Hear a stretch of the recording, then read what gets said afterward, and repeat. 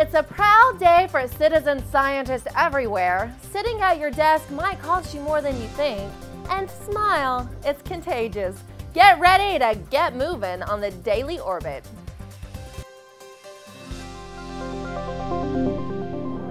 Hello and welcome to the Daily Orbit. I'm Emerald Robinson. Okay, if you've been sitting there at your desk almost all day, I want you to get up and move. Go ahead, move, people. A new study says that sitting for long periods of time doubles your risk of diabetes, heart disease, and death, despite diet and exercise. That's really bad news for most people, as the study reported that the average adult spends 50 to 70% of their time sitting. And you might think you're in the safe zone if you exercise regularly, but the study says you might still be at risk even if you're getting the recommended amount of exercise. Researchers recommend breaking up long periods of sitting as often as possible. They suggest having standing meetings and just walking around whenever you can. And I suggest you follow my lead. Remember my Jane Fonda? You with me? And what's in a smile? Well, according to a new study, it's power. New research has found that people who feel powerful are more likely to mimic the smiles of those they feel are less powerful, such as service workers. On the other hand, they are less likely to return a smile when they feel powerful but encounter someone they consider as being in a higher status than themselves. People who felt overall powerless were found to return everyone's smiles across the board. Researchers say that mimicry has been shown to help build relationships, and both power and status seem to affect how we unconsciously employ this strategy. You mean to tell me he moves faster than the speed of sound? It's true.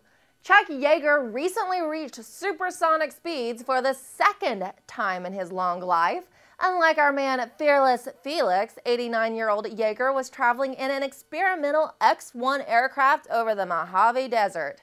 This was a familiar scenario for the speed junkie who had set the original record during a 1947 flight that occurred on the same day, same region of the sky, and nearly at the same minute.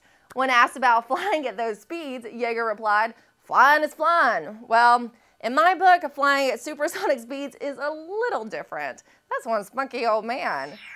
I don't want to do the next story. Do I have to?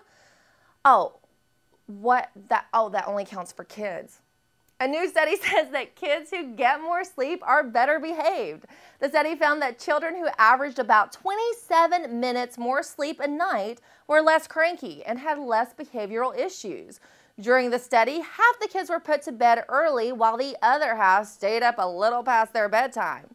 Children who slept more had a better handle on their emotions, were less irritable and impulsive, and were more alert.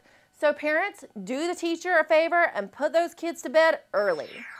And here's a cool story. Citizen scientists spotted a planet orbiting two suns. No, they weren't just looking through their telescope out their bedroom window. The two amateur scientists were part of a Yale volunteer program called Planet Hunters that asked public volunteers to look at astronomical data from NASA's Kepler spacecraft. The newly found planet PH1 has a radius 6.2 times that of Earth, and it orbits outside the 20-day orbit of a pair of eclipsing stars that are 1.5 and 0.041 times the mass of the Sun. PH1 is now one of only 6 planets known to orbit 2 stars. Astronomers at Yale say they might have missed this unusual system had it not been for the eyes of the public. Well done, citizen scientists. That's it for the Daily Orbit. See you right back here tomorrow.